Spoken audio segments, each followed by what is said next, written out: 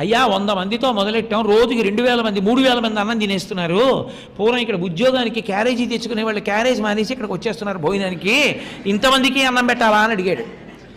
అడిగితే పరమాచార్య స్వామి వారు అలాగే కూర్చుని ఒక్క క్షణం ఆలోచించి అన్నారు, ఒక్క మహాత్ముడైనా తిన్నాడంటావా అన్నారు. అయ్యో తినకపోవడం ఏంటండి, తిన్నాడు అన్నారు.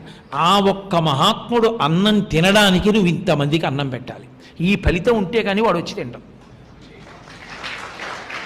ఆ ఒక్కడెవడో ఉంటాడు కామాక్షి పరదేవత దృష్టిలో, ఆ ఒక్కడికి ఆవిడ ఏదో విశేషమైనటువంటి ప్రయోజనాన్ని కల్పించాలనుకుంది ఆవిడ. మరి పరిపూర్ణ స్వరూపం కదా శ్రీ విద్యాతంత్రంలో.